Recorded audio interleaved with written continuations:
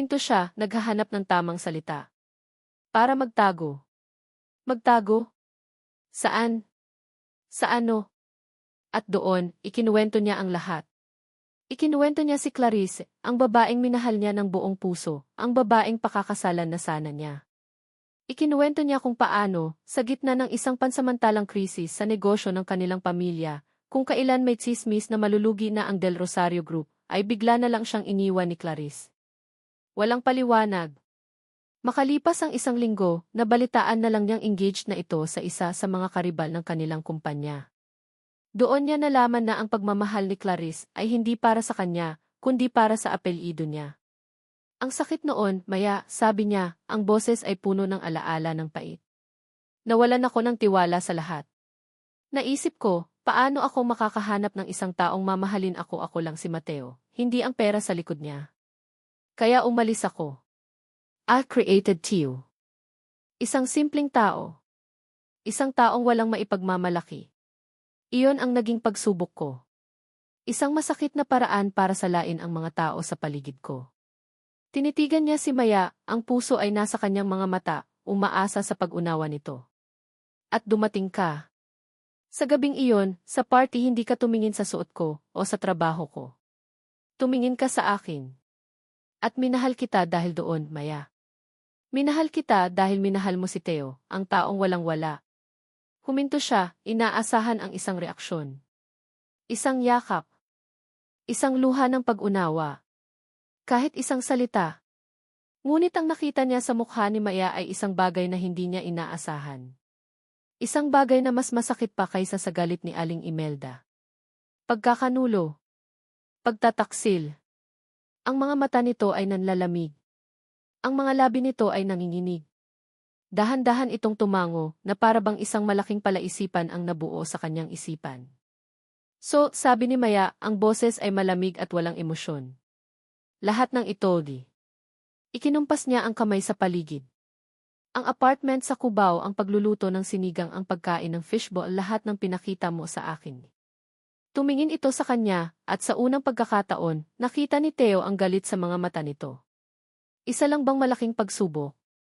Isa lang bang laro? Tanong niya, ang bawat salita ay isang patalim na tumusok sa puso ni Theo. Kasama ba ako sa social experiment mo, Mateo? Para malaman kung papasa ako sa pagiging karapat-dapat. Hindi. Hindi, Maya, hindi ganoon, mabilis na sagot ni Theo. Inaabot ang kamay niya, ngunit umiwas ito. Huwag mo akong hawakan, sabi ni Maya, tumayo. Ang mga luha ay nagsimula ng mamuo sa kanyang mga mata, mga luha ng galit at nasaktang pagkatao. Akala ko totoo ka. Akala ko totoo ang lahat. Pero isa ka palang mas malaking sinungaling kaysa sa akin. Ako, nagpapanggap na masaya. Ikaw, nagpapanggap na tao. Tumalikod dito at nagsimulang maglakad palayo. Maya, sandali, sigaw ni Theo, napatayo rin. Ngunit hindi ito lumingon. Naiwan siyang nakatayo, mag-isa, sa gitna ng mamahaling restaurant. Ang kanyang perpektong plano ay sumabog sa kanyang mukha. Ang katotohanang inakala niyang magpapalaya sa kanila ang siya palang tuluyang wawasak sa lahat. Samantala, sa labas ng restaurant, nanginginig na kinapa ni Maya ang kanyang telepono, sa loob ng kanyang bag kailangan niyang tumawag ng taxi, ng Grab, kahit ano para makaalis sa lugar na iyon. Ang kanyang mukha ay basang-basa ng luha. Nang ilabas niya ang telepono, bigla itong nagring. Isang hindi pamilyar na numero. Sa kanyang galit at pagkalito, sinagot niya ito nang hindi tinitingnan. Hello? Isang boses na nag-aapura at natataranta ang sumagot mula sa kabilang linya. Isang boses ng isang malayong kamag-anak mula sa probinsya ng kanyang ina. Maya! Diyos ko, Maya, buti na sagot mo. Tita! Tita Lori! Anong problema? Maya, tulungan mo kami. May demolition notice na kami. Bukas na bukas, gigibain na raw ang mga bahay namin. Ang boses ni Tita Lori ay puno ng panginginig at takot. Para kay Maya, ang mga salitang iyon ay parang nanggagaling sa ibang planeta. Ang kanyang isip ay abala pa rin sa pagkakanulo ni Mateo, sa mga kasinungalingan, sa sakit. Aano pong demolition? Saan po? Nalilitong tanong ni Maya, pinupunasan ang kanyang mga luha habang sinasandal ang sarili sa isang pader sa labas ng restaurant. Dito sa Sitio Sta. Elena, yung lupang kinatitirikan ng mga bahay namin, ng mga kamag-anak natin, binili na raw ng isang malaking kumpanya. May itatayo raw na subdivision para sa mayayaman. Maya, anak, wala kaming ibang matatakbuhan. Ang nanay mo, hindi sinasagot ang mga tawag namin. Ikaw na lang ang pag-asa namin. Baka may magagawa ka, baka may kilala ka di. Ang pagmamakaawa sa boses ng kanyang tiyahin ay pumunit sa fog ng kanyang sariling pighati. Si Chusta, Elena, ang lugar kung saan lumaki ang kanyang ina. Ang lugar na puno ng mga kamag-anak na minsan lang niyang makita, ngunit laging naririnig sa mga kwento ng kanyang ina noong hindi pa ito galit sa mundo. Tita, huminahon po kayo, sabi ni Maya, sinusubukang mag-isip ng tuwid. Nasaan po ang notice? Pwede niyo po bang pikturan at i-send sa akin? Sige, anak, sige. I-send ko agad. Salamat, Maya, salamat. Ibinaba ang tawag. Ilang sandali lang, isang mensahe ang pumasok. Isang larawan. Ang larawan ng isang opisyal na dokumento. Nanginginig ang kamay ni Maya habang pinalalaki niya ang imahe sa screen ng kanyang telepono. Binasa niya ang mga salita. Notice demolition death eviction. At sa ilalim nito, sa ilalim ng mga legal na terminolohiya na hindi niya maintindihan, ay may isang pangalan. Isang pangalang malinaw na malinaw kahit sa malabong larawan. Ang pangalan ng korporasyong nagmamay-ari ng lupa. Ang pangalan ng kumpanyang magpapalaya sa kanyang mga kamag-anak. Project Developer, The Rosario Group Companies. Ang telepono ay halos malaglag mula sa kanyang mga kamay. Del Rosario Group. Mateo Del Rosario. Ang hangin ay tuluyang nawala sa kanyang mga baga. Ang pagkakanulo na naramdaman niya kanina sa loob ng restaurant ay wala pa pala. Isa lang pala iyong patikim. Ito ang tunay na pagkakanulo. Ang lalaking nagsinungaling sa kanya ay hindi lang isang bilyonaryo. Siya. Ang kanyang pamilya. Sila ang halimaw na sisira sa tahanan ng sarili niyang pamilya. Ang buong social experiment niya, ang kanyang pagpapanggap bilang si Theo, ang kanilang pag-ibig, lahat ay isang malaking, masalimuot at malupit na biro. Ang sakit ay nawala. Ang lungkot ay nawala. Ang natira ay isang purong, nag-aapoy at nagyayelong galit. Hindi siya tumawag ng taxi. Mabilis siyang naglakad pabalik.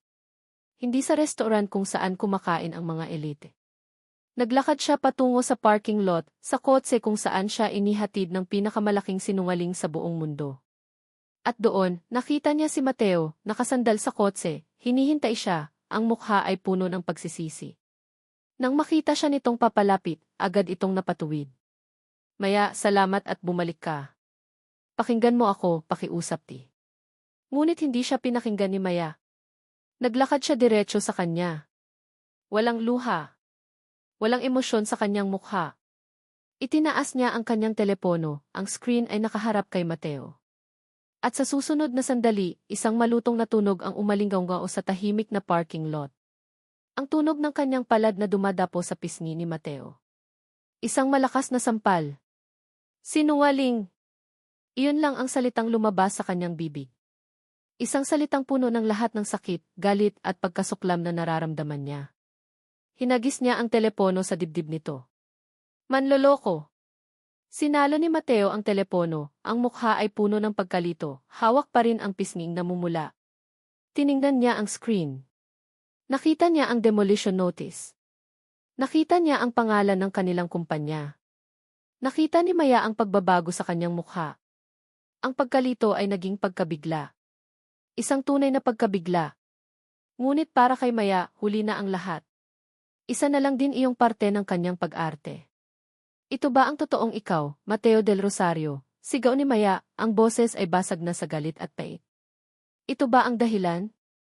Ang lupain ng pamilya ko. Bahagi ba to ng acquisition na naririnig ko sa mga tawag mo sa telepono? Answer me. Natulala si Mateo, nakatingin mula sa telepono patungo sa mukha ni Maya. Maya, hindi ko alam to di. Huwag kang magsinungaling. Ang sigaw ni Maya ay umalinggaw-ngaw, isang sigaw ng isang pusong tuluyan ng nadurog. Ang lalaking minahal niya ay hindi lang isang sinungaling. Isa siyang kaaway. Ang sampal ay nag-iwan ng init sa palad ni Maya, ngunit ang lamig sa kanyang puso ay hindi matitinag. Ang katahimikan sa parking lot ay binasag lamang ng mabibigat nilang paghinga. Nakatitig siya kay Mateo, hindi Mateo, kundi sa estrangherong nasa harap niya, at ang nakikita niya ay hindi na ang lalaking nagluto para sa kanya o ang lalaking nangakong hindi siya iiwan. Ang nakikita niya ay ang pangalang nakasulat sa demolition notice, Del Rosario Group. Ang pangalang iyon ay isang tatak ng pagkakanulo. Isang sagisag ng lahat ng kasinungalingan. Hindi ko alam to, Maya, maniwala ka di. Ulit ni Mateo, ang boses ay desperado, ang mukha ay puno ng pagkalito. Ito ay isang lumang proyekto, matagal nang nakabinbin. Hindi ko alam na pamilya mo pala ang. Tigilan mo na, putol ni Maya, ang boses ay parang bubog na pumipila sa kanyang lalamunan. Tigilan mo na ang pag-arte, Mateo. Pagod na ako sa mga kasinungalingan mo. Ang galing mo, ano? Ang galing mong magpanggap. Isang kahabag-habag na science na ang tanging pangarap ay magpalipad ng saranggola sa parke. Samantalang sa likod ng lahat, ang kumpanya mo pala ang magpapalaya sa sarili kong mga kamag-anak mula sa kanilang mga tahanan. Ang bawat salita ay isang akusasyon, at bawat akusasyon ay isang katotohanan na hindi niya matatakasan. Lahat ng maliliit na piraso ng palaisipan ay biglang nabuo. Ang mga tawag sa telepono. Ang mga business suite. Ang mga sikretong pag-uusap. Hindi iyon tungkol sa pagtatago mula sa isang masakit na nakaraan. Iyon ay tungkol sa negosyo. At ang negosyo nila ay ang pagsira sa buhay ng mga taong tulad ng kanyang pamilya. Hindi ganoon, Mayad. Huwag mo akong tawaging Maya, sigaw niya. Wala kang karapatan. Ang Maya na nakilala mo, ang Maya na naniwala sa'yo, pinatay mo na siya ngayong gabi. Tumalikod siya, hindi na makayanan pang tingnan ang mukha nito. Ang bawat segundo na kasama niya ito ay parang laso na sumusunok sa kanyang balat. Kailangan niyang umalis. Kailangan niyang makalayo. Saan ka pupunta? Tanong ni Mateo, sumusunod sa kanya. Sa lugar na malayo sa'yo. Maya, buntis ka. Hindi ka pwedeng umalis ng ganito. Hayaan mo akong ihatid ka. Napahinto siya at hinarap itong muli, isang ngiting mapait ang gumuhit sa kanyang mga labi. Ihahatid? Saan mo ako ihahatid, Mateo? Sa isa sa mga mamahalin mong kondo, habang ang mga kamag-anak ko ay nag-iimpake ng kanilang mga gamit dahil sa'yo. Ayokong sumakay sa kotse na binili gamit ang pera mula sa pagpapahirap sa mga taong tulad namin. Ayoko. Ang kanyang mga sigaw ay umalingaw-ngaw. Isang security guard mula sa malayo ang napatingin sa kanilang direksyon. Ngunit wala siyang pakialam. Ang imahe niya, ang kanyang karera, lahat ng iyon ay walang halaga ngayon. Ang mahalaga lang ay ang nag-aapoy na galit at sakit sa kanyang dibdib. Tumakbo siya. Tumakbo siya palayo sa parking lot, palayo sa mamahaling restaurant, palayo sa buong mundo ni Mateo del Rosario. Narinig niya ang pagtawag nito sa kanyang pangalan, ngunit hindi siya lumingon. Tumakbo siya hanggang sa makarating siya sa pangunahing kalsada, ang mga busina ng sasakyan at ang mga ilaw ng syudad ay nakakasilaw, nakakabingi. Huminto siya, hinihingal, hawak ang kanyang tiyan na biglang kumirot. Isang taxi ang huminto sa harap niya. Sumakay siya nang hindi nag-iisip. Saan po tayo, ma'am? Tanong ng driver. Saan nga ba? Hindi siya pwedeng umuwi sa kanyang kondo. Tiyak na pupuntahan siya ni Mateo doon. Hindi rin siya pwedeng pumunta sa apartment ni Theo, isang lugar na ngayon ay simbolo na ng pinakamalaking kasinungalingan. Isang lugar lang ang pumasok sa kanyang isip. Sa Sitio Sta. Elena po. Sa probinsya. Ang biyahe ay isang mahabang panaginip. Nakatingin lang siya sa bintana, pinapanood ang mga ilaw ng syudad na unti-unting napapalitan ng kadiliman ng probinsya. Ang galit ay dahan-dahang humuhupa at ang naiiwan ay isang malawak at malalim na kawalan. Isang butas sa kanyang puso na mas malaki pa kaysa sa inaakala niya. Paano siya naging ganito katanga?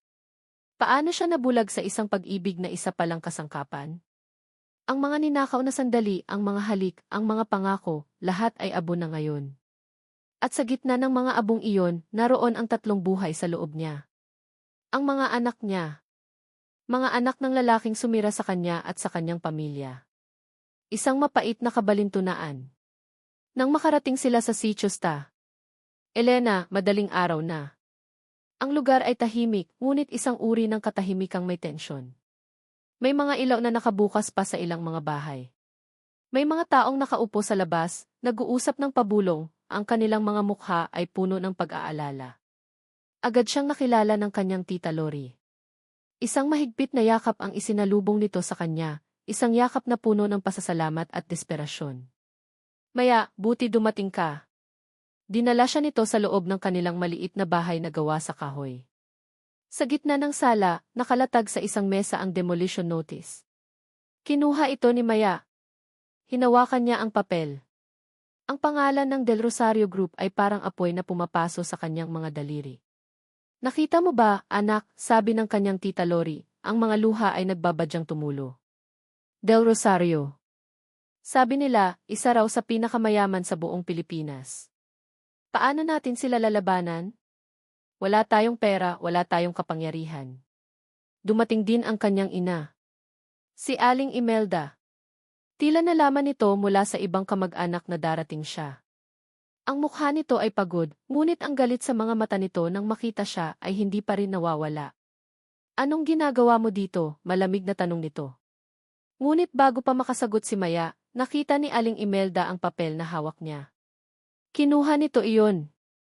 At nang mabasa nito ang pangalan, isang bagay ang nagbago sa mukha nito. Ang galit ay napalitan ng isang anyo ng pagkamuhi na mas malalim, mas personal. Del Rosario, bulong nito, ang pangalan ay parang isang sumpa sa kanyang mga labi. Sila na naman. Tumingin ito kay Maya, ang mga mata ay nanlilisik. Kaya pala. Ang lalaking pinili mo ang ama ng dinadala mo isa rin siyang Del Rosario, hindi ba? Hindi kailangang itanong ni Maya kung paano nalaman ng ina niya. Marahil ay nag-imbestiga na ito. Marahil ay pinagtahi-tahi na nito ang mga impormasyon. Hindi sumagot si Maya. Ang kanyang katahimikan ay isang pag-amin. Isang tawang walang saya ang kumawala kay Aling Imelda. Ang galing ng tadhana. Napakagaling. Ang pamilyang sumira sa pamilya natin noon, sila rin ang sisira sa iyo ngayon. At ikaw pa mismo ang nagdala sa kanila sa buhay mo. Nagmaneho si Maya. Hindi niya alam kung saan siya pupunta. Ang tanging alam niya ay kailangan niyang harapin ang demonyo. Nagmaneho siya pabalik sa Maynila, ang galit ay muling nag-aalab, pinapakain ang mga salita ng kanyang ina. Nagmaneho siya patungo sa Gisi, sa lugar na kinasusuklaman niya. Nagmaneho siya patungo sa address ng opisina ng Del Rosario Group, isang address na madali niyang nahanap sa internet. At pagdating niya sa penthouse ni Mateo, isang lugar na alam niyang uwian nito, hindi na siya kumatok. Paulit-ulit niyang pinindot ang doorbell, ang bawat pindot ay puno ng galit. Nang bumukas ang pinto at bumungad sa kanya ang nag-aalalang mukha ni Mateo, hindi na siya nag-aksaya ng panahon. Inihagis niya ang papel na kanina pa niya hawak-hawak, ang kopya ng demolition notice, diretso sa mukha nito. Sinungaling! Manloloko, sigaw niya, ang mga luha na ngayon ay malayang dumadaloy, mga luha ng dalisay na galit. Ito ba ang totoong ikaw? Ito ba ang tunay na mukha ng Mateo del Rosario? Ang papel ay lumipad at dahan-dahang nahulog sa mamahaling sahig na gawa sa marmol sa pagitan nila ni Maya. Para kay Mateo, ang bawat salitang isinisigaw nito ay isang pako na ibinabaon sa kanyang dibdib. Ang galit sa mga mata ni Maya ay mas masakit pa kaysa sa sampal nito kanina. Maya, pakinggan mo ako. Hindi. Pinulot niya ang papel mula sa sahig, ang mga kamay ay nanginginig. Ito nga ang dokumento. Ang pangalan ng kanilang kumpanya ay malinaw na nakatatak. At doon niya napagtanto ang kabuuan ng bangungot na ito. Hindi lang siya nagsinungaling, ang kanyang buong pagkatao, ang kanyang pamilya, ang kanyang minana, lahat ng ito ay direktang kaaway ng babaeng mahal niya. Isang pakiramdam ng matinding pagkataranta ang bumalot sa kanya. Hindi ko to alam, sabi niya, ang boses ay desperado, totoo. Maya, maniwala ka. Ang proyektong to ipinasa ito ng board bago pa ako tuluyang umupo bilang isa ito sa mga legacy projects ng lolo ko. Hindi ko ito personal na pinangangasiwaan. Kinuha niya ang kanyang telepono. Mabilis niyang tinawagan si Leo, ang kanyang assistant. Wala siyang pakialam kung hating gabi na. Leo! Ang proyekto sa STA. Elena! Ang Elena Estates Project, halos pasigaw niyang sabi sa telepono. Sino ang may hawak niyan? Bakit may demolition notice na agad? Wala akong inuutos na ganyan. Narinig niya ang nag-aapurang boses ni Leo sa kabilang linya. Sir, si Amy Valderrama po ang direktang namamahala niyan. Isa po siya sa mga pinakamatagal na board member. Ayon po sa kanya, may go signal na po siya mula sa ama ninyo, bago pa man kayo. Wala akong pakialam, putol niya. Ipahinto mo iyan. Ipahinto mo ang lahat ng may kinalaman sa demolition na iyan ngayon din. Naiintindihan mo? Ibinaba niya ang tawag. Hinarap niya si Maya, ang mukha ay puno ng pag-asang sana. Sa ginawa niyang iyon, ay makita nito ang kanyang sinseridad. Nakita mo? Pinahinto ko na. Aayusin ko to, Maya. Pangako. Ngunit ang mukha ni Maya ay hindi nagbago. Malamig pa rin ito. Walang emosyon. Na para bang ang ginawa niya ay isa lang palabas. Aayusin, isang mapait na tawa ang kumawala sa mga labi ni Maya. Ganoon lang kadali yon para sa'yo, di ba, Mateo? Isang tawag lang at lahat ay ayos na. Isang tawag para simulan, isang tawag para ipahinto. Ganyan kayo, di ba? Pinaglalaruan ninyo ang buhay ng mga tao na parang mga piyesa lang sa isang chessboard. Hindi totoo yan. Hindi totoo, lumapit si Maya, ang mga mata ay nanlilisik. Halos 2 buwan. Halos 2 buwan mo akong niloloko. Hinayaan mo akong maniwala na isa kang simpleng tao. Hinayaan mo akong mahalin ang isang ilusyon. At sa buong panahong yon, alam mo sa kaibuturan mo na ang mundong pinanggalingan mo ang siyang sumisira sa mundo ng mga taong tulad ko. At wala kang ginawa. Wala kang sinabi. Dahil natakot ako, sigaw niya pabalik, ang kanyang sariling sakit at pagkakasala ay sumabog na rin. Natakot akong mawala ka. Natakot akong tingnan mo ako tulad ng pagtingin mo sa akin ngayon. Bilang isang Del Rosario at hindi bilang si Theo. Si Theo, muling tumawa si Maya, ngunit ngayon ang tawa niya ay basag na, puno ng sakit. Si Theo ay hindi totoo. Isa siyang kasinungalingan na inimbento mo. At ako, ang tanga, naniwala ako. Ang bawat salita ay tumatagos. Dahil sa isang banda, tama siya. Isinilang si Theo mula sa takot at pagdududa. At sa gitna ng kanilang pagtatalo, bumukas ang pinto ng elevator. Lumabas mula roon si Aling Imelda. Ang kanyang mukha ay parang isang maskara ng galit. Ang kanyang presensya ay nagdagdag ng isa pang patong ng yelo sa nagbabagang tensyon. Tama na ang pag-uusap, sabi nito, ang boses ay matigas.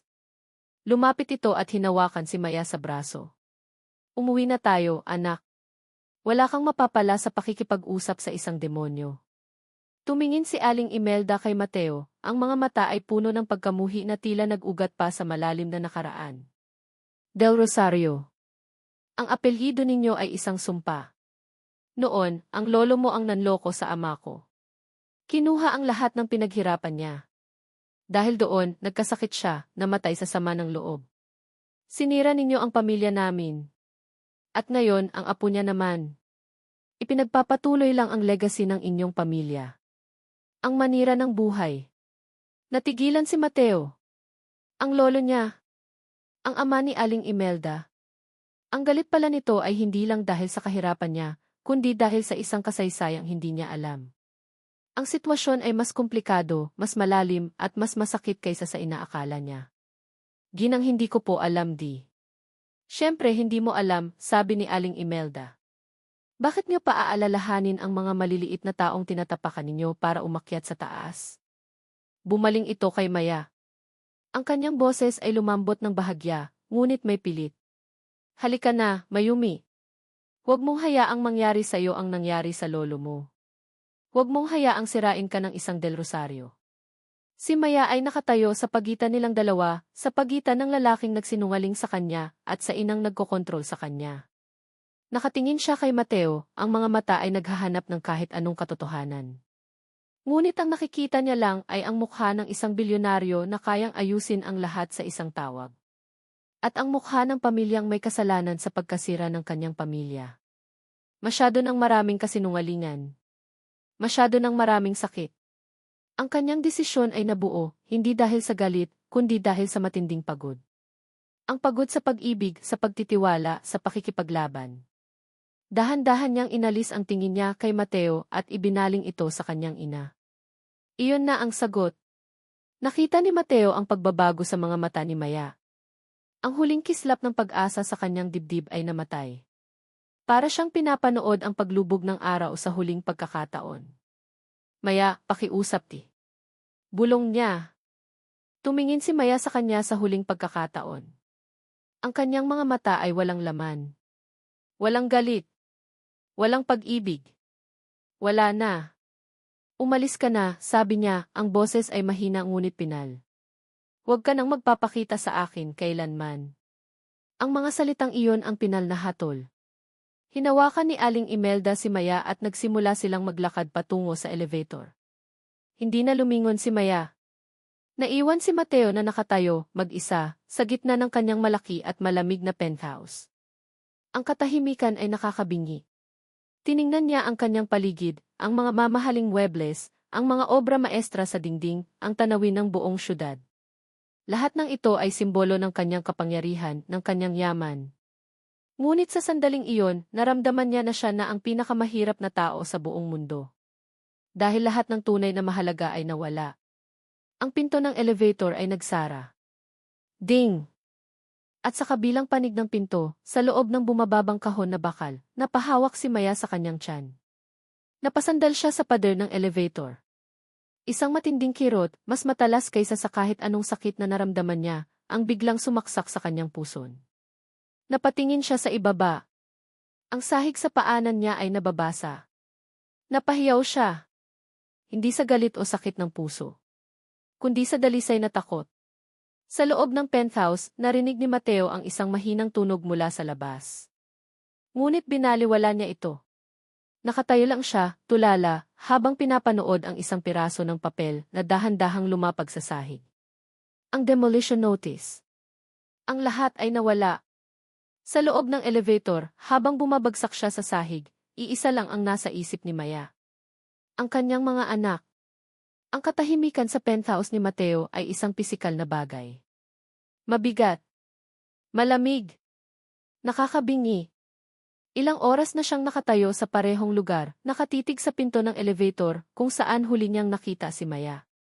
Ang mga salita nito, "Huwag ka nang magpapakita sa akin, kailanman," ay parang isang sirang plaka na paulit-ulit na tumutugtog sa kanyang isipan. Ang pagsisisi ay isang laso na mas mabagsik pa kaysa sa galit. Kung galit lang sana ang nararamdaman niya, madali lang. Isusumbat niya sa mundo. Isusumbat niya sa kanyang lolo, sa kanyang ama, sa pangalan ng Del Rosario. Ngunit hindi. Ang nararamdaman niya ay isang malalim at nakakapanghinang pagsisisi. Kasalanan ko. Kasalanan ko na nagsinungaling ako.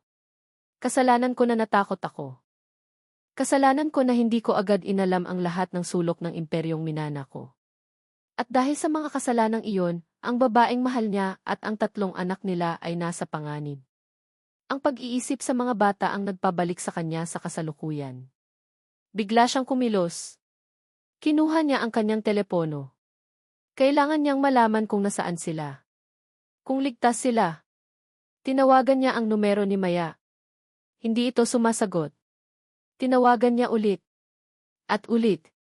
Bawat ring na walang sagot ay isang martilyong pumupukpok sa kanyang dibdib. Isang ideya ang pumasok sa kanyang isip. Ang driver niya. Leo, sabi niya nang sagutin ito ang tawag. Ang sasakyang ginamit ni Inés Gonzalez ang ina ni Maya, may tracker ba yon? Opo, sir. Standard procedure po. Hanapin mo. Ngayon na. I-text mo sa akin ang lokasyon. Ilang minuto lang, isang address ang pumasok sa kanyang telepono. Isang ospital. As looks. Ang dugo ni Mateo ay tila naging yelo. Ospital. Bakit sila nasa ospital? Ang kirot na naramdaman ni Maya kanina hindi kaya. Hindi na siya nag-isip. Kinuha niya ang susi ng kanyang kotse at tumakbo palabas. Wala siyang pakialam sa kanyang suot, sa kanyang itsura. Ang tanging nasa isip niya ay kailangan niyang makarating doon. Sa kabilang dako, ang buhay ni Maya ay naging isang serye ng mga malabong imahe at tunog. Ang sigaw ng kanyang ina sa loob ng elevator. Ang mga kamay ng mga estranghero na bumubuhat sa kanya. Ang mga kumikislap na ilaw sa kisam ng ospital habang itinutulak siya sa isang stretcher. At ang paulit-ulit na salita ng isang doktor, preterm labor. Kailangan nating pigilan ang contractions. Ngayon, nakahiga siya sa isang pribadong silid sa ospital. Ang tunog ng monitor ng puso ang tanging kasama niya. Ang sakit sa kanyang puso ay medyo humupa na dahil sa gamot na itinusok sa kanya, ngunit ang takot ay nananatili. Pumasok ang kanyang ina. Ang galit sa mukha nito kanina ay napalitan ng isang pag-aalalang pagod. Kumusta ang pakiramdam mo? Tanong ni Aling Imelda. Okay lang, masila kumusta sila? Tanong ni Maya, ang kamay ay nasa kanyang tiyan. Nasa loob pa rin sila. Ligtas pa sa ngayon, sabi ng kanyang ina. Umupo ito sa tabi ng kanyang kama. Sa unang pagkakataon sa loob ng maraming buwan, nakita ni Maya ang totoong pag-aalala sa mga mata nito, hindi ang pag-aalala para sa kanyang karera o sa kanyang reputasyon, kundi para sa kanya at sa kanyang mga apo. Ngunit ang sandaling iyon ng katahimikan ay hindi nagtagal. Mayumi, sabi ni Aling Imelda, ang boses ay seryoso. Pagkalabas mo dito kailangan nating mag-usap.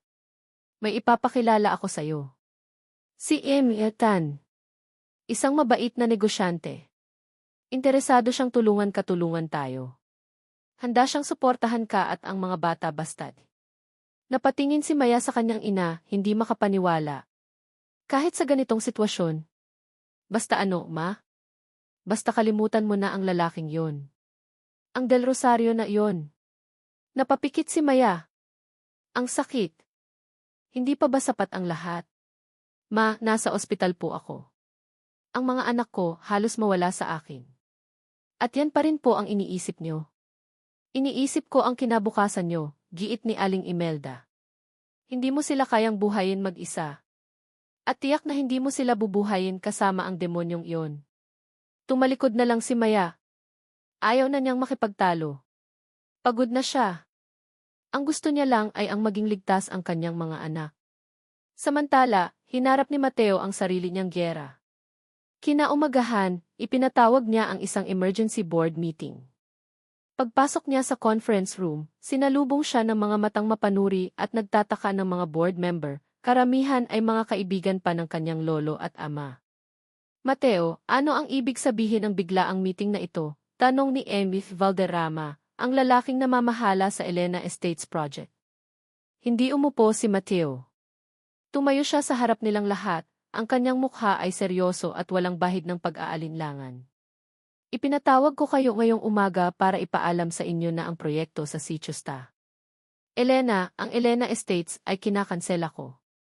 Effective immediately. Isang bulong-bulungan ang umikot sa silid. Ano, tumayong sabi ni Emil Valderrama. Hindi mo pwedeng gawin yan. Ang proyektong iyan ay pinag-aralan na. Milyon-milyon na ang nagastos natin sa planning at sa pagbili ng lupa. At handa akong bayaran ang lahat ng nagastos na iyon mula sa sarili kong bulsa, kalmadong sagot ni Mateo. Ngunit hindi matutuloy ang proyektong iyon. Bakit? Ano ang dahilan? Tanong ng isa pang board member. Tumingin si Mateo sa kanilang lahat. Dahil ang Del Rosario Group ay hindi isang kumpanyang naninira ng tahanan. Hindi tayo isang kumpanyang nagpapalayas ng mga tao para sa tubo. Kung nakalimutan ninyo ang prinsipyong iyan, hayaan ninyong ipaalala ko sa inyo. Ang ama mo ay hindi sasang-ayon dito, sigaw ni Avis Valderrama. Wala na rito ang ama ko. Ako ang sihi, sabi ni Mateo, ang boses ay puno ng otoridad na ngayon lang niya tuluyang inangkin. At kung may tututol sa inyo, malaya kayong mag-resign. Ang desisyon ko ay pinal. Tumahimik ang lahat. Nakita nila sa mga mata ni Mateo ang isang determinasyong hindi nila nakita noon. Ang binatang akala nila ay mapaglalaruan lang nila ay isa na palang leader. Pagkatapos ng meeting, hindi pa tapos si Mateo. Nagpunta siya sa Sitio Sta. Elena. Ang kanyang mamahaling kotse ay tila isang alien sa makikitid at maputik na daan. Pinagtinginan siya ng mga tao. Ang kanilang mga mata ay puno ng galit at takot. Anong ginagawa mo dito, Del Rosario? Salubong sa kanya ng isang lalaki, marahil ay ang leader ng komunidad. Nandito po ako para personal na humingi ng tawad, sabi ni Mateo, buong pagpapakumbaba. At para sabihin sa inyo na hindi na matutuloy ang demolition. Ang lupang ito ibabalik namin sa inyo. Ang mga tao ay nagkatinginan, hindi makapaniwala. Paano kami maniniwala sa'yo? Patutunayan ko, sabi ni Mateo. Ngunit kahit na ayusin pa niya ang lahat, alam niyang may isang bagay na hindi niya kayang ayusin ng ganoon kadali, ang nasirang tiwala ni Maya. Gabi-gabi, nagpupunta siya sa ospital. Hindi siya pumapasok sa loob. Nakatayo lang siya sa labas, sa parking lot, nakatingin sa bintana ng silid kung saan alam niyang nandoon si Maya. Nagbabantay. Nagdarasal. Isang gabi, nakita niya si Maya na nakatayo sa bintana. Saglit lang. Ngunit sapat na iyon para makita niya ang lungkot sa mukha nito. At sa isang iglap, nagtama ang kanilang mga mata. Mabilis na umalis si Maya sa bintana. Ngunit nakita niya. Alam ni Maya na nandyan siya. Sa loob ng silid, napahawak si Maya sa kanyang dibdib. Bakit siya nandyan? Anong kailangan niya? Ang puso niya ay nagtatalo. Ang isang bahagi ay sumisigaw ng galit. Ngunit ang isang maliit na bahagi ay nakakaramdam ng isang bagay na matagal na niyang hindi naramdaman. Isang gabi, habang nakahiga siya, bigla siyang nakaramdam ng isang matinding kirot. Mas matindi kaysa sa dati. Sinundan ito ng isa pa. At isa pa. Pinindot niya ang emergency button. Pumasok ang mga nurse. Dossie, she's having strong, regular contractions, sigaw ng isang nurse. Sa labas ng ospital, nakita ni Mateo ang biglaang pagkakagulo sa sahig kung nasaan ang silid ni Maya. Mga aninong tumatakbo. Mga ilaw na bumubukas. Isang malamig na takot ang muling gumapang sa kanya. Tumakbo siya papasok ng ospital. Nang makarating siya sa hallway, nakita niya si Aling Imelda na nakatayo sa labas ng silid ni Maya, ang mukha ay puno ng pag-aalala. Anong nangyayari? Tanong niya. Maaanak na yata siya, sagot ni Aling Imelda. Ang galit nito sa kanya ay pansamantalang nawala, napalitan ng takot para sa anak nito. Ang mga salitang iyon ay parang bombang sumabog sa harap ni Mateo. Biglang bumukas ang pinto ng silid at inilabas ng mga nurse si Maya, nakahiga sa isang hospital bed, patungo sa delivery room. Ang mukha ni Maya ay namimilipit sa sakit. Ang mga kamay niya ay mahigpit na nakahawak sa kanyang tiyan. Maya, sigaw ni Mateo, sinusubukang lumapit, ngunit hinarangan siya ng isang nurse. Dito lang po kayo, sir. Nakita ni Maya si Mateo. Sa gitna ng sakit, nagtama ang kanilang mga mata. Isang segundo lang iyon, ngunit sa segundong iyon, nakita ni Mateo ang lahat sa mga mata ni Maya, sakit, takot, at isang pakiusap na hindi nito masabi. Nawala na sila sa dulo ng hallway. Naiwan si Mateo at si Aling Imelda sa katahimikan. Kasalanan mo to, bulong ni Aling Imelda, ang galit ay bumabalik. Kung hindi dahil sa stress na ibinigay mo sa kanya, hindi mangyayari to, premature ang mga bata.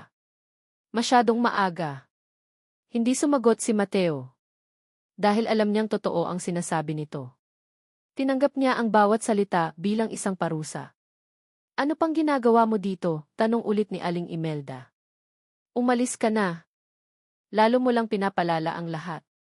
Ngunit hindi gumalaw si Mateo. Hindi po ako aalis, sabi niya, ang boses ay mahinahon ngunit matatag.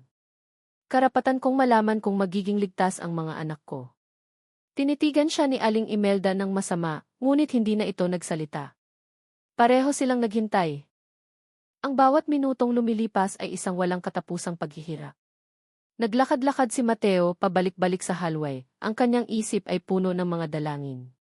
Si Aling Imelda naman ay nakaupo sa isang silya, ang mga kamay ay magkadasal. Sa sandaling iyon, hindi sila magkaaway.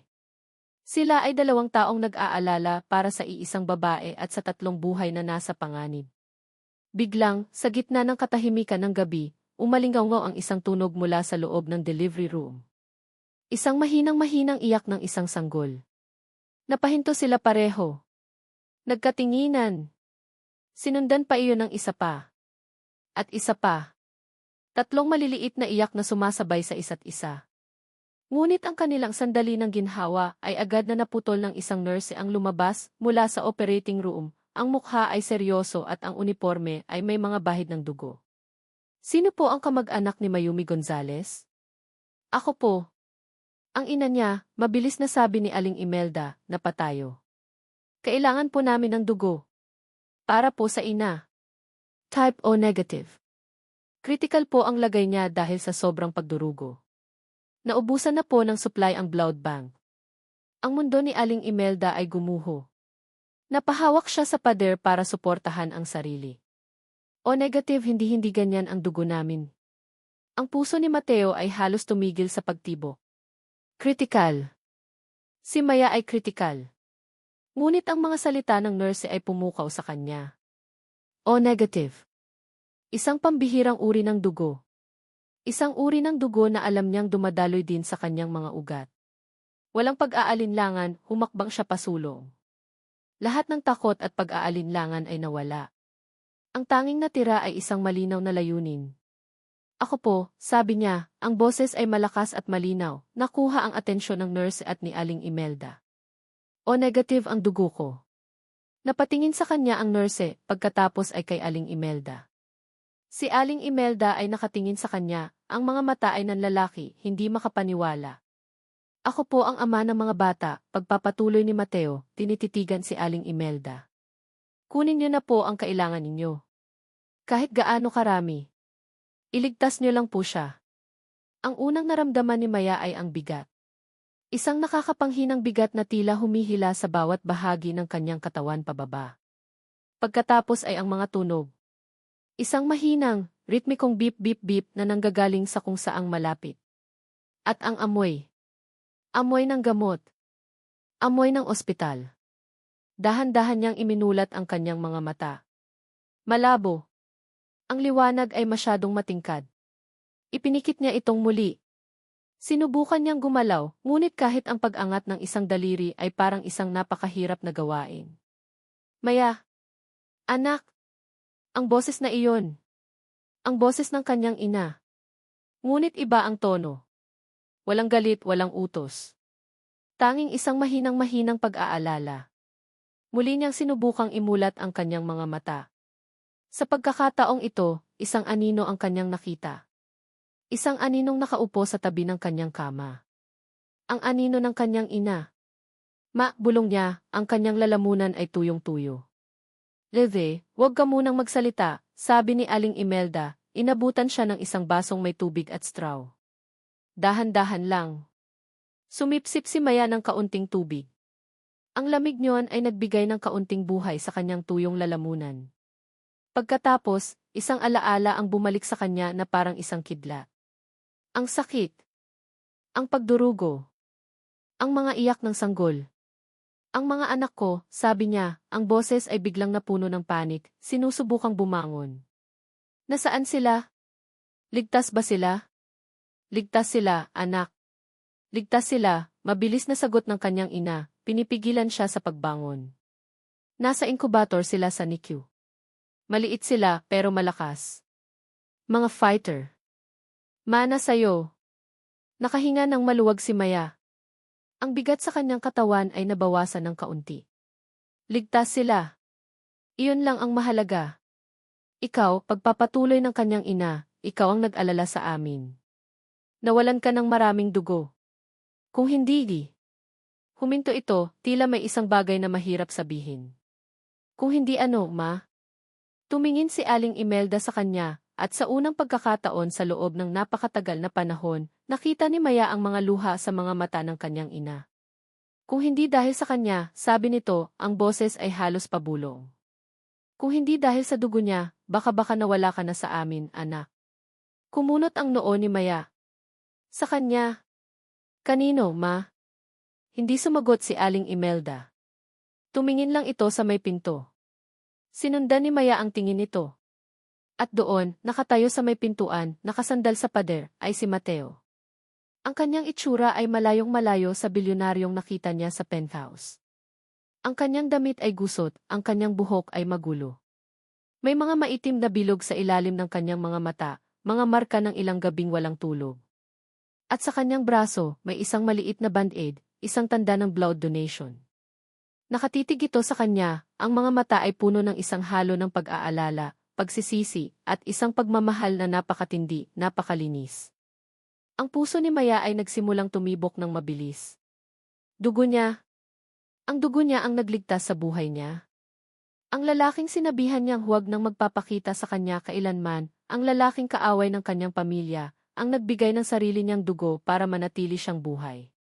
Ang galit na nag-aalab sa kanyang puso sa loob ng maraming araw ay biglang nagsimulang humupa, na parang isang apoy na binuhusan ng tubig. Ang natira ay isang nakakalitong katahimikan.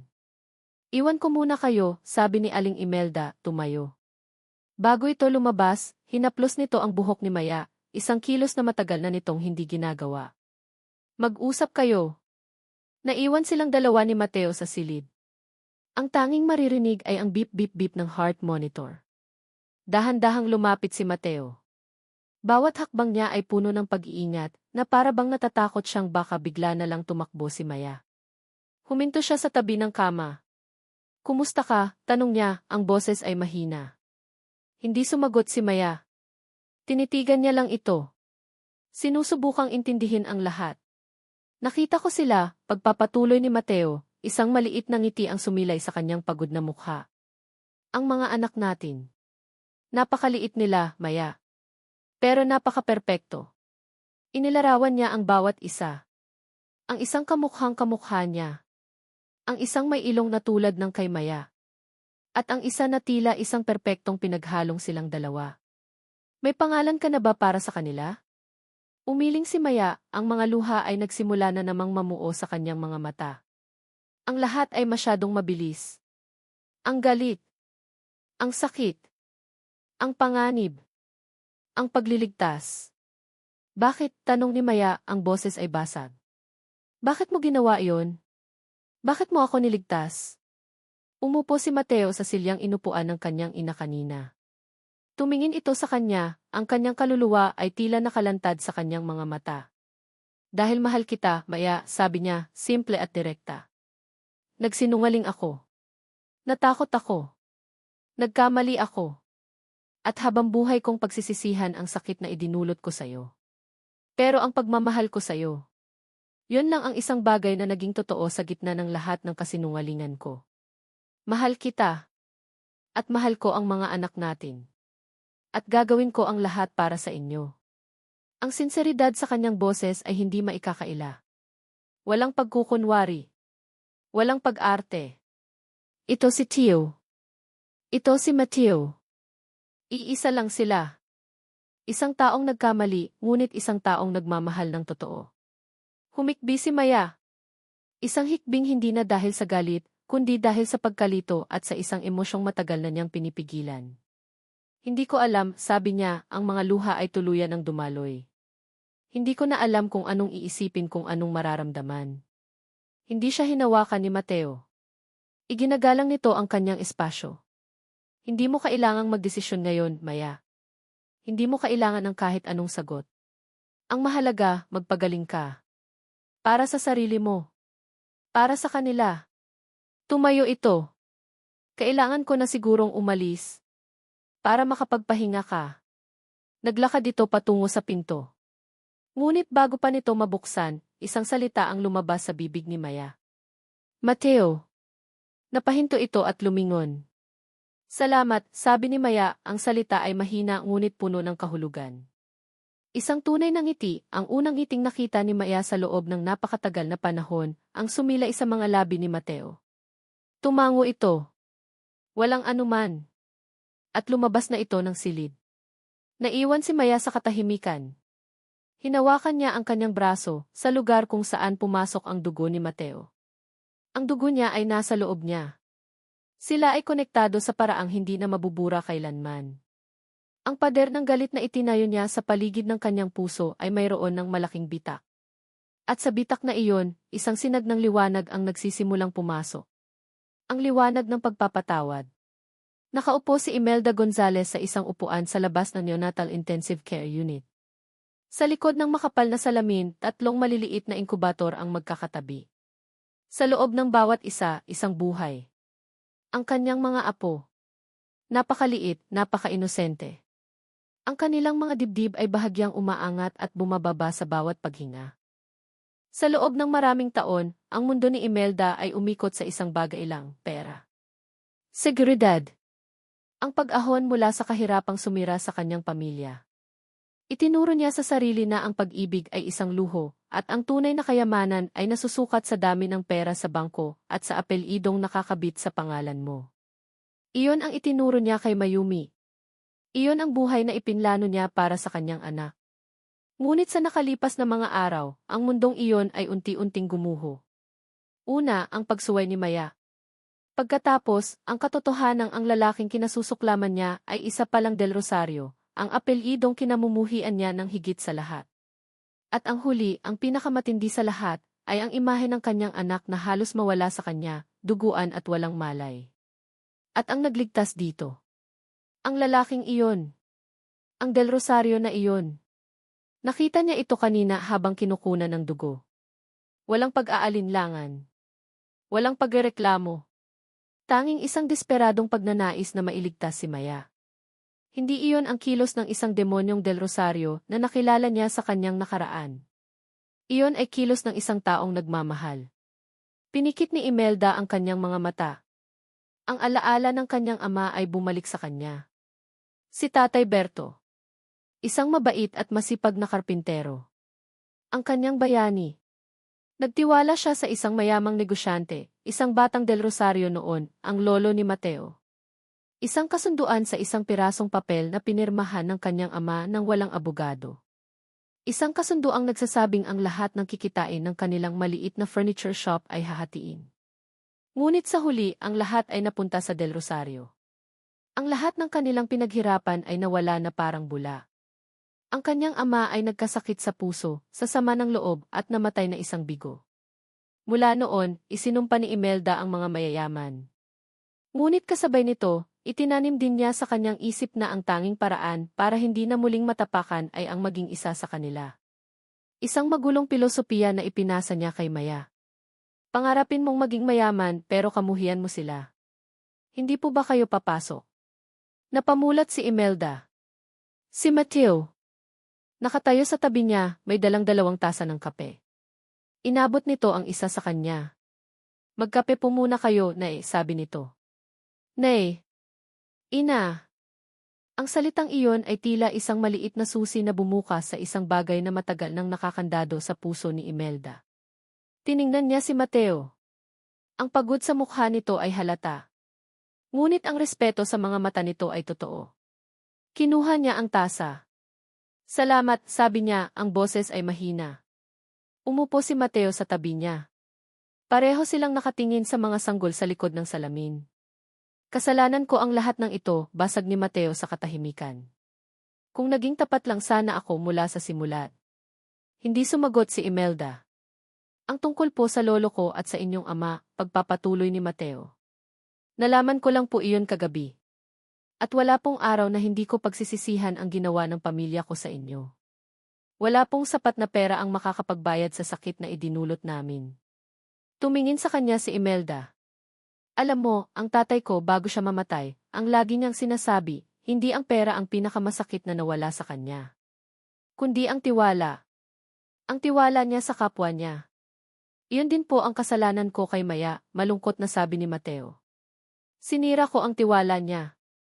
Isang nurse ang lumabas mula sa NICU. In Del Rosario. In Rec Gonzales. Pwede na po kayong pumasok para makita ang mga sanggol. Sandali lang po. Nagkatinginan si Imelda at Mateo. Tumayo sila at sabay na pumasok. Ang hangin sa loob ay malinis at kontrolado. Ang tanging maririnig ay ang mahinang ugong ng mga makina. Lumapit sila sa unang inkubator. Isang maliit na karatula ang nakasulat, Baby Boy 2. Napatingin si Imelda sa sanggol. Napakaliit. Ang mga daliri nito ay kasing liit lang ng butil ng bigas. Ang kanyang puso ay biglang napuno ng isang emosyong hindi niya naramdaman sa loob ng maraming taon. Isang purong, walang halong pagmamahal. Ito ang kanyang apo. Dugo ng kanyang dugo. Napatingin siya kay Mateo. Nakatingin din ito sa sanggol, ang mga mata ay nangingilid sa luha. Ang pagmamahal sa mukha nito ay kasing tindi ng nararamdaman niya. Sa sandaling iyon, hindi ito isang Del Rosario. Isa itong ama. Lumipat sila sa pangalawa at sa pangatlo. 2 babae. Ang bawat isa ay isang himala. Ang ganda nila, bulong ni Mateo. Sagot ni Imelda, hindi na napigilan ang isang luhang pumatak mula sa kanyang mata. Nang lumabas sila, iba na ang pakiramdam ni Imelda. Ang pader na itinayo niya sa paligid ng kanyang puso sa loob ng 40 taon ay may mga bitak na. Humarap siya kay Mateo. Ang ama ko, simula niya, ay isang mabuting tao. Masyadong mabuti kaya siya naloko. At ako naman ang naging kabaligtaran niya. Naging mapaghinala ako sa lahat. Naging mapanghusga. Tiningnan ko ang halaga ng isang tao base sa laman ng bulsa niya. At sa ginawa kong iyon, halos mawala sa akin ang sarili kong anak. Tinitigan niya si Mateo ng diretso sa mga mata. Nagsinungaling ka sa anak ko. At iyon ay isang malaking kasalanan. Ngunit nakita ko rin kung paano mo siya tingnan. At nakita ko kung paano kanya tingnan bago pa man mangyari ang lahat ng gulo. At higit sa lahat, dugo mo ang dumadaloy sa kanya ngayon. Dugo mo ang nagligtas sa kanya. Huminga siya ng malalim. Ang mga salitang lalabas sa bibig niya ay ang pinakamahirap na sasabihin niya sa buong buhay niya. Patawad, sabi niya. Patawarin mo ako sa paraan ng pagtrato ko sa'yo. Nagulat si Mateo. Ginang, wala po kayong kasalanan. Meron, putol ni Imelda. Hindi kita binigyan ng pagkakataon. Hinusgahan kita agad. Dahil sa apelyido mo. Dahil sa nakaraan. Dumating ang doktor ni Maya. Lenres Gonzales, gising na po si Maya. Pwede na po siyang bisitahin. Tumingin si Imelda kay Mateo. Halika, sabi niya. Naglakad sila patungo sa silid ni Maya. Pagdating nila sa pinto, huminto si Imelda. Humarap siya kay Mateo. Ang tunay na kayamanan, sabi niya, ay hindi pera. Pamilya pala. Ngayon ko lang iyon naintindihan. Hinawakan niya ang doorknob. At sa isang kilos na sumimbolo sa kanyang tuluyang pagbabago, binuksan niya ang pinto para kay Mateo. Pasok ka na, anak, sabi niya, ang salitang i-anak ay lumabas ng natural at puno ng pagtanggap. Kailangan ka niya. Kailangan kayo ng mga apo ko. 6 na buwan ang lumipas. Ang tunog na gumising kay Maya ay hindi na ang alarm clock na nagsasabing oras na para sa isang photoshoot. Hindi rin ito ang katahimikang nakakabingi ng kanyang dating kondo. Ang tunog na gumising sa kanya ay isang koro, ang sabay-sabay na iyak ng 3 sanggol mula sa kabilang kwarto. Napangiti siya. Ito na ang kanyang bagong alarm clock. Isang magulo, maingay at perpektong alarm clock. Bumangon siya mula sa kama. Sa tabi niya, ang espasyo ay walang laman. Alam niyang nandoon na si Mateo sa gitna ng gyera. Pagdating niya sa nursery, ang eksenang bumungad sa kanya ay nakakatawa at nakakataba ng puso. Si Mateo, na minsan ay ng isa sa pinakamalaking korporasyon sa bansa, ay mukhang isang sundalong natalo sa laban. Magulo ang buhok nito, may mansa ng gatas sa balikat ng kanyang t-shirt, at sinusubukang patahanin ang isa sa mga kambal na babae habang hawak-hawak naman ang bote ng gatas para sa kanilang panganay na lalaki. Nahihirapan kayata dyan, Jimmy del Rosario, natatawang sabi ni Maya. Napalingon si Mateo, ang mukha ay pagod ngunit puno ng saya. Good morning, Limbras del Rosario. Tulong. Kailangan ko ng reinforcements. Ang Limbras del Rosario. 2 buwan na silang kasal. Isang simple at pribadong seremonya na dinaluhan lamang ng kanyang ina at ng ilang malalapit na kaibigan. Walang media, walang granding selebrasyon. Tanging isang pangako na binuo mula sa mga abo ng kasinungalingan at sakit at ngayon ay matatag na nakatayo sa pundasyon ng pagpapatawad at pag-ibig. Kinuha ni Maya ang isa pang kambal na babae, si Lyra, at nagsimulang helehin ito. Ang kanilang panganay na lalaki, si Miguel, ay payapa nang umiinom ng kanyang gatas. Ang bunso, si Aurora, ang pinakamalakas umiyak, ay nasa mga braso pa rin ni Mateo. Hindi sila nakatira sa penthouse sa Giz. Hindi rin sa maliit na apartment sa Cubao. Bumili sila ng isang bahay sa isang tahimik na subdivision sa Alabang. Isang bahay na hindi masyadong malaki para maging malamig at hindi rin masyadong maliit para sa kanilang lumalaking pamilya. Isang bahay na may hardin kung saan, tulad ng ipinangako ni Mateo, ay magpapalipad sila ng saranggola balang araw. Tumigil na si Maya sa pagmumodelo. Ang mga huling buwan ng kanyang pagbubuntis ay ginugol niya sa pamamahinga. At nang lumabas ang mga bata, alam niyang hindi na niya kayang bumalik sa dating buhay. Ang pagiging ina, ang pagpupuyat, ang pagpapalit ng lampin, ang pakikinig sa mga iyak at sa mga unang tawa, ito na ang pinakamahalagang role na gagampanan niya. Sinimulan niya ang isang maliit na foundation gamit ang koneksyon at impluwensya ni Mateo para tulungan ang mga single mother, isang bagay na malapit sa kanyang puso. Biglang bumukas ang pinto. Pumasok si Aling Imelda, dala-dala ang isang malaking bayong na puno ng mga pagkain. Ano ba tong naririnig kong ingay hanggang sa labas? Sabi nito, ngunit ang kanyang mga mata ay naghahanap agad sa mga apo. Hay nako, mga apo ng lola. Gutom na ba kayo? Kinuha niya si Aurora mula kay Mateo. At sa isang iglap na para bang may mahika, tumigil sa pag-iyak ang sanggol. Paano mo yan ginagawa, Nay? Manghang tanong ni Mateo. Sikreto ng mga lola, nakangiting sabi ni Aling Imelda. Tumingin ito kay Mateo, ang tingin ay hindi na mapanghusga, kundi puno ng isang uri ng pagmamahal na parang sa tunay na anak. Ikaw, kumain ka na ba? Ang payat mo. Para kang hindi pinapakain itong asawa mo. Nagtawanan sila. Ang kanilang bahay ay laging puno ng presensya ni Aling Imelda. Siya ang naging sandalan nilang dalawa, ang key super lola, na laging handang magluto, mag-alaga, at magbigay ng payo. Ang galit nito sa mga Del Rosario ay unti-unting napalitan ng pagmamahal para sa isang Del Rosario, ang lalaking nagligtas sa kanyang anak at nagbigay sa kanya ng 3 magagandang apo.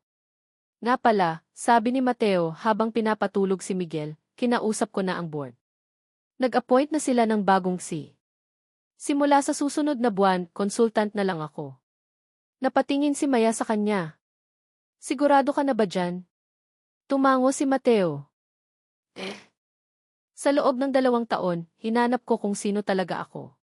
Akala ko, kailangan kong mamili sa pagitan ni Mateo, ang bilyonaryo, at ni Theo, ang simpleng tao.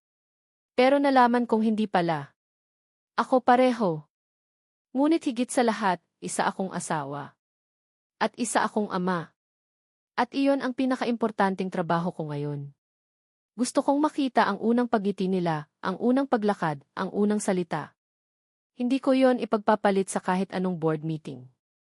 Ang mga salitang iyon ay ang pinakamatamis na musikang narinig ni Maya. Nang gabing iyon, pagkatapos ng isang mahaba at magulong araw, nang sa wakas ay tulog na ang 3 anghel, tumayo sila ni Mateo sa balkonahe ng kanilang kwarto. Ang hangin ay sariwa. Ang gabi ay tahimik, maliban sa tunog ng mga kuliglig. Nakatingin sila sa 3 maliliit na kuna sa loob ng kanilang silid. Naaalala mo ba, bulong ni Maya, yung gabi sa balkonahe ng hotel? Umiti si Mateo at inakbayan siya. Naman! Doon nagsimula ang lahat. Sino bang mag-aakala, sabi ni Maya, isinandal ang ulo sa balikat ni Mateo, na ang isang gabing pagtakas ay hahantong sa lahat ng ito. Ang pinakamagagandang bagay sa buhay ay madalas na hindi pinaplano, sagot ni Mateo. Humarap ito sa kanya at hinawakan ang kanyang pisngi. Ang kanyang mga mata, ang parehong mga matang nakita niya sa unang pagkakataon, ay puno ng pagmamahal. Mahal na mahal kita, Mayumi Gonzales del Rosario, bulong nito. Hinawakan ni Maya ang kamay nito na nasa kanyang pisngi. Ang init nito ay pamilyar at nagbibigay ng kapayapaan. Mahal na mahal din kita, Mateo Tio del Rosario, sagot niya. Ang kanilang mga labi ay nagtagpo. Isang halik na hindi na nagtatago, hindi na naghahanap ng pagtakas. Isang halik na puno ng pasasalamat, ng mga pangako, at ng isang bagong simula. Mula sa nursery, isang mahinang iyak ang muling narinig. Nagkatinginan sila at sabay na natawa. Ang kanilang perpektong katahimikan ay nagambala na naman. At para sa kanila, iyon ang pinakamagandang tunog sa buong mundo. Ang musika ng kanilang pamilya. Ang himig ng kanilang bagong simula. At dito nagtatapos ang kwento ni Maya at Mateo. Isang kwentong isinilang sa isang gabing hindi inaasahan, sinubok ng mga kasinungalingan at pagkakaiba. Ngunit sa huli ay pinagtibay ng pagpapatawad at ng isang pag-ibig na tunay at walang kapantay. Pause. Mga minamahal kong tagapakinig. Mula sa kaibuturan ng aking puso, maraming salamat. Salamat sa inyong paglalakbay kasama sina Maya at Mateo. Salamat sa bawat minutong inilaan ninyo upang pakinggan ang kanilang kwento, sa pagtawa sa kanilang mga sandali ng kilig, sa pag-iyak sa kanilang mga pagsubok, at sa pagkapit sa pag-asa sa gitna ng kanilang mga paghihirap. Ang pagsulat ng kwentong ito ay isang paglalakbay din para sa akin. Bawat kabanata ay isang piraso ng aking puso, isang pagnanais na maipakita na ang tunay na pag-ibig ay hindi nasusukat sa yaman o katayuan sa buhay. Ito ay nasusukat sa tibay ng loob na magpatawad, sa tapang na umamin sa pagkakamali, at sa pananabik na bumuo ng isang pamilya, gaano man ito kagulo at hindi perpekto. Nais kong iparating sa pamamagitan ni Maya, Mateo, at maging ni Aling Imelda, na lahat tayo ay may kakayahang magbago. Lahat tayo ay may karapatang umibig at mahalin ng walang paghusga. At ang pinakamahalaga, ang tunay na kayamanan ay hindi ang mga bagay na ating pag-aari, kundi ang mga taong ating minamahal at nagmamahal sa atin. Sana ay may isang aral o damdamin mula sa kanilang kwento na baunin inyo sa inyong mga puso. At ngayon, nais ko namang marinig ang inyong kwento. Ano ang inyong naramdaman? Sino ang karakter na pinaka-nakarelate kayo? Huwag po kayong mag-atubiling iwan ang inyong mga komento sa ibaba. Ang bawat salita mula sa inyo ay isang inspirasyon para sa akin na magpatuloy sa paglikha ng mga kwentong tatatak sa ating mga puso. Hanggang sa muli nating pagkikita sa susunod na kwento. Muli, maraming salamat at lagi ninyong tatandaan, ang pag-ibig ay laging nagwawagi.